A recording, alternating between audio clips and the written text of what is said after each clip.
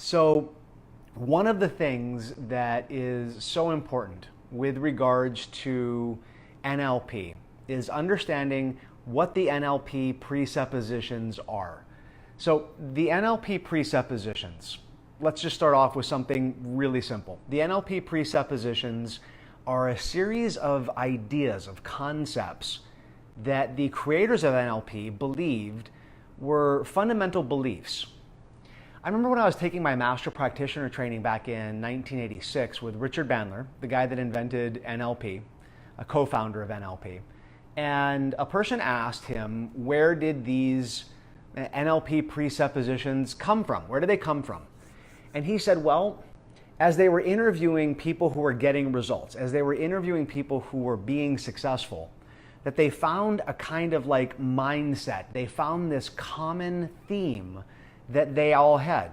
For example, one of my favorite ones, there is no failure, there's only feedback. There's no failure, there's only feedback. What does that mean specifically?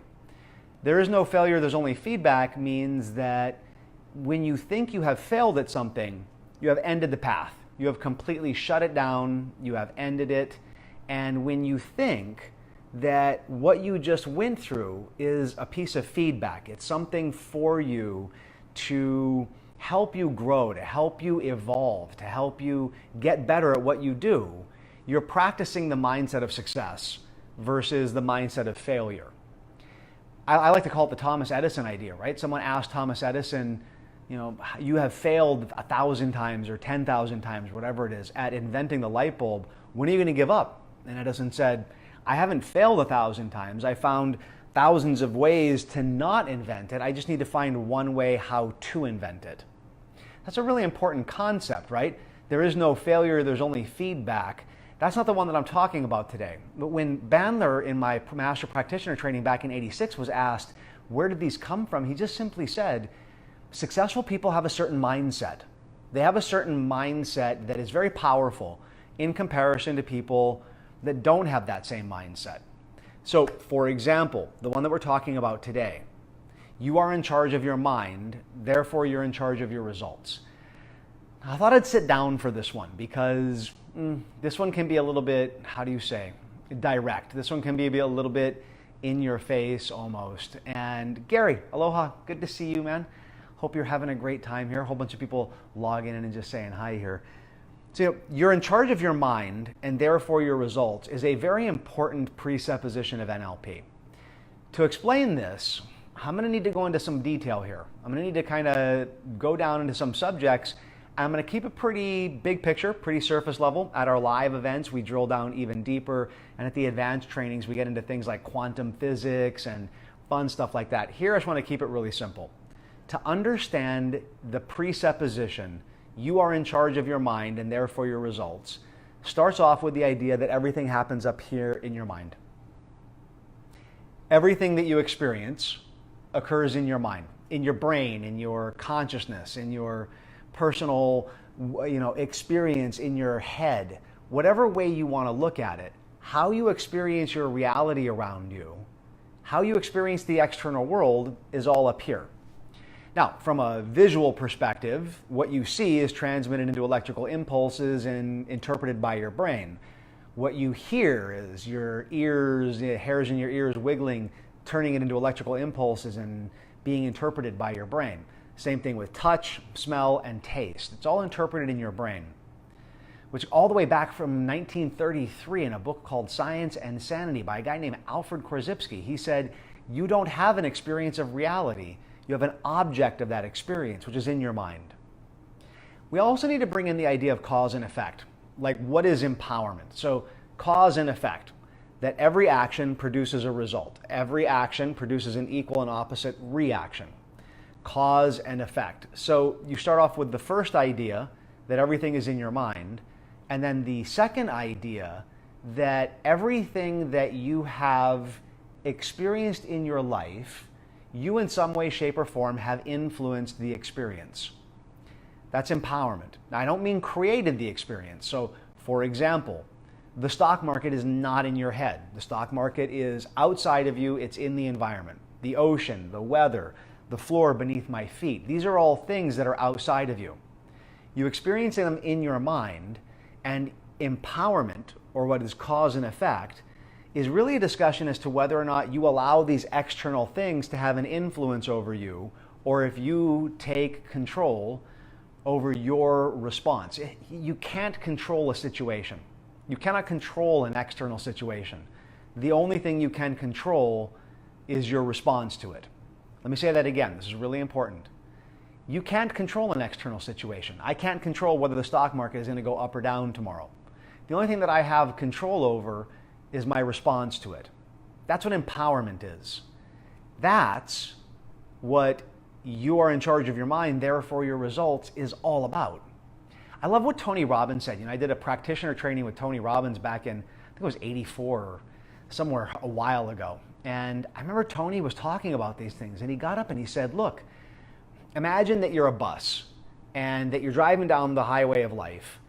At some point you have to ask yourself, who's driving the bus? He said, you are. So you have a choice. What do?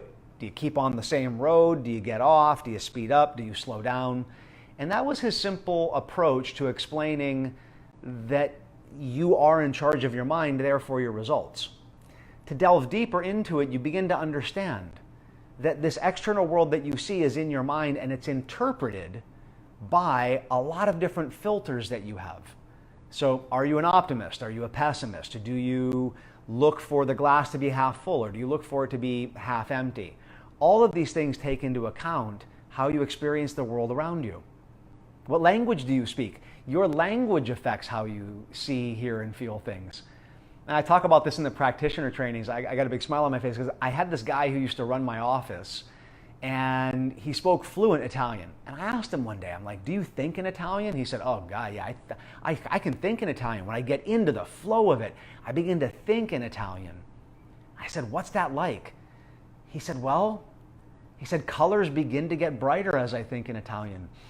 Things smell better, he said. And he's like, men and women both look prettier. And I was like, whoa, that's I don't know, that's kind of interesting. And he said, it's like the world around me changes. And when I look out at my audience, we'll have 100 people in San Diego. And if I was teaching that section, which I don't think I'm teaching it at this upcoming event, if I was teaching it, I would look out at the room and I would go, how many of you can think in a second language? Begin thinking in that. And do you notice an environmental shift?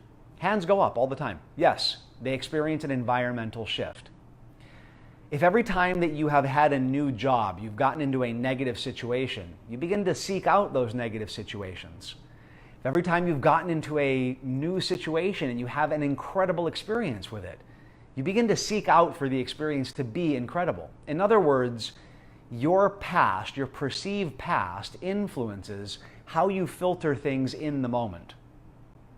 Do you believe that you have the ability to control your response to things? Do you have the tools or techniques to navigate bumps in the road? Do you have the ability to forgive? Do you have the ability to communicate what's in your heart effectively without it coming across as being pushy? All of these tools in your toolbox help you to amplify the idea that you have control over your results. And it all goes back to this presupposition. Such a simple NLP presupposition. You are in charge of your mind and therefore your results. So on one end of the spectrum, you have things that are entirely you. What food you decide to eat, whether or not you decide to do your workout today, whether or not you choose to approach someone and enforce a boundary with love, whether you choose to stay quiet and hold it back in only to possibly blow up one day. Those are pretty much entirely up to you. They're in your mind, and you have control over the results of them. On the other end of the spectrum, you have things that are outside of you, and the only thing that you have to control is your response to it. So for example, I've used the stock market. Well, I'm going to be seeing my son tomorrow. Oh man, I missed him so much. It was weird. I went back home to Hawaii for a month, taught Huna over there, and for the first time hung out at the house. Ethan's not even in the state of Hawaii. He's over here in California going to school at University of San Diego, and he's gonna meet me for dinner. He's gonna drive up to see me and meet me for dinner, which is like super cool. I've had parents say to me, you're gonna get sad, you're gonna be mournful, and yeah, there was a little bit of missing him, but I wasn't sad. I wasn't mournful. I'm happy for him. I'm happy for his experiences. And tomorrow he's going to share with me how his first month of college has been and how things have been going for him. I only have one thing that I can do. I can control my response to what he says. If he's like, oh yeah, Dad, I love it, everything's great, awesome. Well, that's easy to control my response to that. But what if he says to me, oh my God, I'm hating college, I'm thinking about dropping out, I've met someone and I want to go down to Australia and hang out with her. Okay, well, I only have the ability to control my response to that.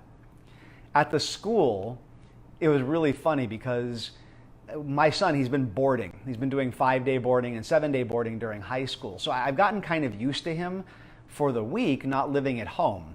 And we go to the school, and this young girl, she probably, I think, a junior in college or so, she grabs the microphone and she says, okay, parents, this is your orientation.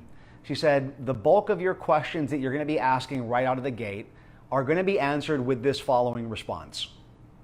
Your child is now an adult. You have to ask him or you have to ask her. Because your child's an adult, there are certain laws, and we're just not going to be able to handle certain questions. So make sure you heard what I just said, and let's open this up to questions. Dean leans forward, a dean at the school leans forward and says, okay, parents, what questions do you guys have? Guy raises his hand. So how do I discover what my kid's grades are? The junior leans forward and says, your child's an adult. We don't have any control over showing you the grades. It's actually against the law. Name some sort of act. I think it was like the FERPA Act or something like that. She said, you need to contact your child and have them give you access. Dean leans forward. Next question. Lady raises her hand. So if my daughter ditches class and doesn't go to school, will you guys call me? Junior young girl leans forward. Your child is now an adult. You need to get them to give you access. We're not allowed to contact you. It's against FERPA laws or some law like that. In other words, those questions went on for a while. The guy sitting next to me was getting grumpy. I mean, he was like mumbling under his breath, and he's like, yeah, I'm paying full tuition for this, and they should give me access to her grades and this. And I'm like, wow, man, this guy's getting really charged up around it. Totally not recognizing that he gets to be in control of his response to that situation. The kid's an adult now. You chose to pay for college. You chose to provide your child with the opportunity. Man, I hope that you're able to sit them down and say, hey, I'm paying for your school and I'd like to see access to your grades. But at the very least, why get angry about it? I mean, why get angry about that situation? I'm sitting there in my mind going, all it will take is for him to go and look at his daughter or son or whatever and go, you'll do that. And the moment you push, someone's going to push back, right? The moment you push, there's going to be a pushback. Energetically, mentally, emotionally, physically. You can't control whether or not your kid's an adult. You can't control whether or not a school here in California is going to give you access to your child's records or not. What can you control? You can control your response to it. So with the presupposition, you are in charge of your mind and therefore your results. On one side of the spectrum, again, you have the idea that it's all in your head. Like your choices for working out, your choices for eating, 100% in your head. On the other side of the equation, on the other side of the spectrum, I should say, you have things that are outside that you just can't control.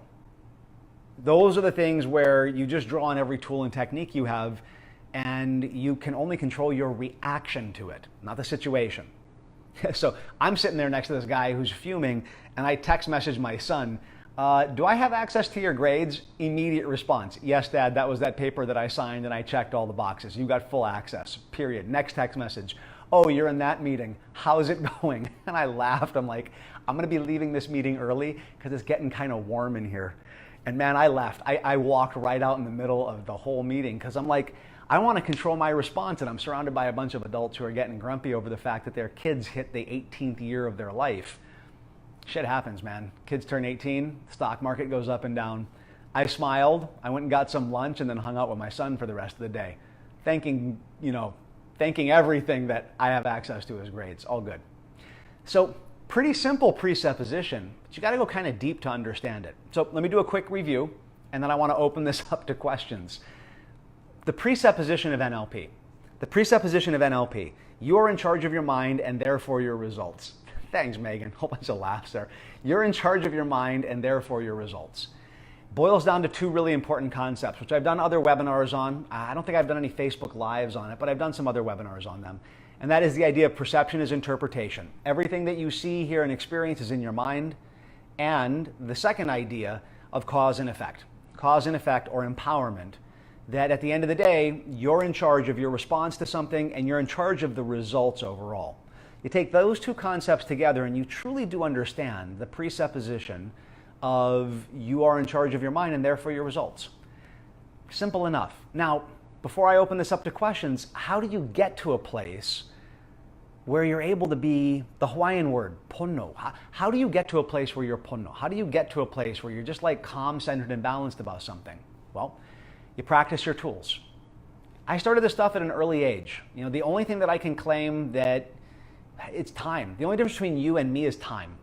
That's it. I'm 47 this year. When you hit your 40s, you actually have to think about the second number. Oh, shit. Mark's like, yes, it's FERPA law. And yes, parents get pissed. It's so true, right, Mark?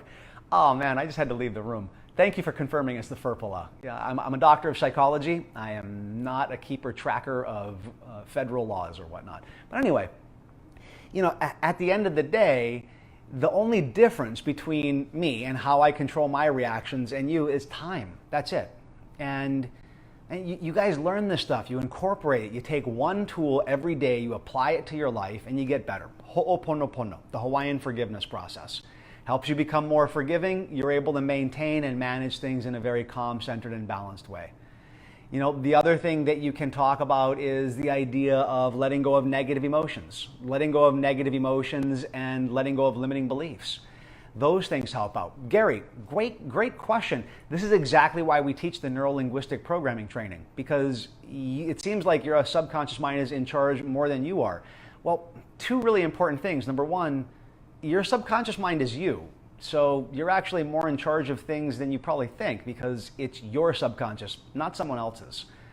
As a doctor of psychology, I can pretty much straight up confirm that your subconscious or your unconscious mind is yours, and therefore when someone says to me, my subconscious is more in charge than I am, I'm like, well, actually you're more in charge than you think you are. That's the first thing. The second thing is there are tools and techniques to help you overcome unwanted states or behaviors. Are you willing to apply them? That's the big question right there. Are you willing to apply them? The basis of NLP, Gary, the basis of neuro-linguistic programming is if someone else can do something, so can you. So anytime a student says to me, oh, I'm having trouble getting over, I don't know, drinking Coca-Cola. Anytime getting over drinking Coca-Cola, or there was a guy just in the practitioner training in Las Vegas that my amazing trainer, Dr. John Ryan, did a swish pattern, an NLP technique to overcome an unwanted behavior. He had an addiction to porn. Openly said in front of the group, this is my addiction and I really want to overcome it. Dr. John took him through one technique, took about 8 minutes, woke up the next day, he's like, I went back to my hotel room where without a doubt, I would have flipped the TV on and done, you know, porn surfing and checked he's like, I had no desire to do it. Gone, just like that. So Gary, there's techniques to help you out with that. There straight up are techniques to help you out for that. And the idea isn't whether or not they're going to work, it's they work, are you ready for them to work? And what happens is you lose rapport with your subconscious. That's why people end up doing things they don't want to do. Like they consciously go, I shouldn't be drinking this soda, I shouldn't be eating this food. And what they do is they do it. The whole time sitting there going, I wish I wasn't eating this, I wish I wasn't doing this. Great. There are techniques to help you out with that. Or you can keep trying to do the same thing over and over again expecting a different result. That doesn't work. That's the definition of insanity. And not the workout program. I'm talking about just complete craziness. So the reason why I still teach NLP after doing this I did my first NLP training 36 years ago. And the reason why I've been teaching it even after becoming a doctor is because the tools work.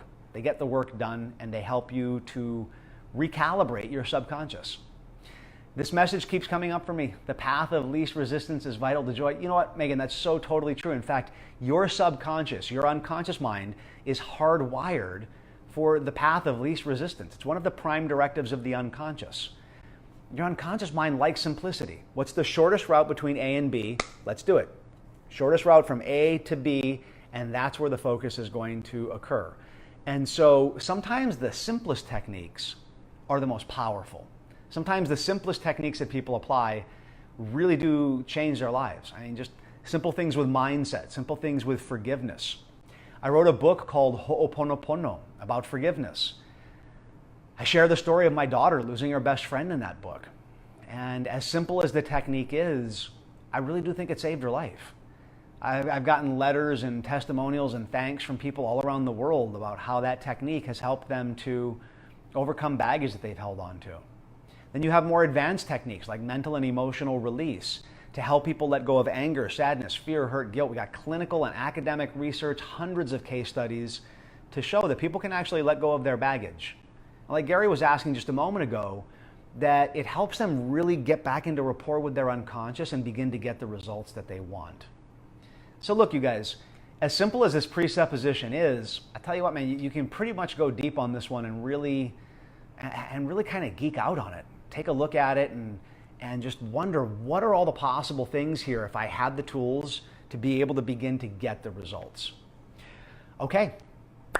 So that's it. That's all I got. I appreciate you guys joining, and I appreciate the couple of questions that I got. If you have any more questions, if you're watching the replay of this, go ahead and just type your questions in. My team will take a look at the questions, and I'll be doing a whole bunch of these. So as long as I'm here and as long as I'm having some fun with NLP and HUNA, hey Teresa, good to see you. As long as I'm having fun doing what I'm doing, might as well share it with you guys. So Mark, Teresa, thank you guys all for being on here. Take care. See you guys soon. Aloha.